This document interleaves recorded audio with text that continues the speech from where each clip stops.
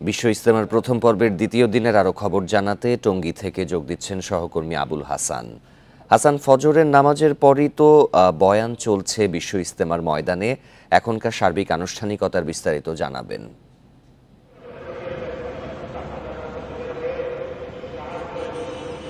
দেখুন, ফজর নামাজের পর বয়ান হচ্ছে এবং এখানে যারা মুসল্লিরা রয়েছেন তারা তাদের নির্দিষ্ট যে খিত্তা রয়েছে সেখানে অবস্থান নিয়ে তারা কিন্তু আলোচনা শুনে যাচ্ছেন। এবং এখানে যিনি এখন বয়ান করছেন পাকিস্তানের মাওলানা খুরশেদ আলম এবং বাংলায় তার তর্জমা করছেন উবায়দুর রহমান।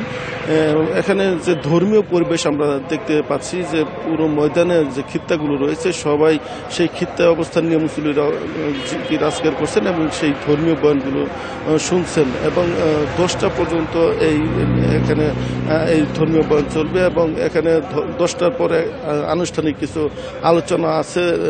এবং আমরা যেটি জেনেছি যে আজকে বাদ আসর এখানে যৌতুকবিহীন গণবিয়ে অনুষ্ঠিত হবে এবং সেই প্রস্তুতি কিন্তু রয়েছে।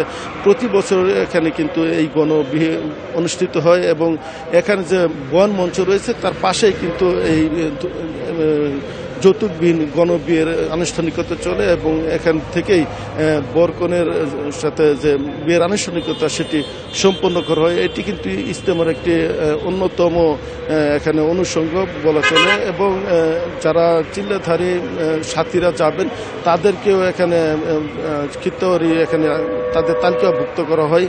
আমরা যেটি জেনেছি যে এই ইজতেমা ময়দানকে নিরাপদ এবং মুসল্লিদের নিরাপত্তা দেওয়ার জন্য 10,000-এর মতো সদস্য কিন্তু আইনশৃঙ্খলা বাহিনী এখানে কাজ করছে।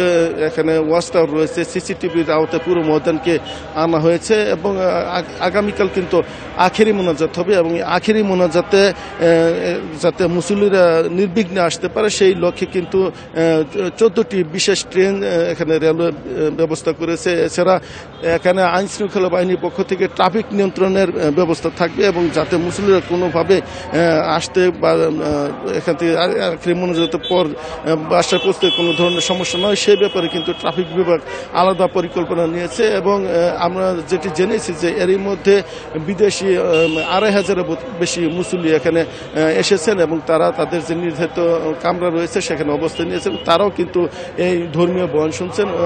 মোটা তাকে যদি বলি যে এই যে আলোচনা, ধর্মীয় জিকির আজকার এবং এখান থেকে চিল্লাবদ্ধ সাথীদের যে আনুষ্ঠানিকতা সেগুলো আজকে সারাদিন চলবে এবং আগামীকাল আখেরি মোনাজাতের মাধ্যমে প্রথম পর্বে আনুষ্ঠানিকতা শেষ হবে বলে আমরা জানতে পেরেছি। এই ছিল ইজতেমার সর্বশেষ পরিস্থিতির খবর।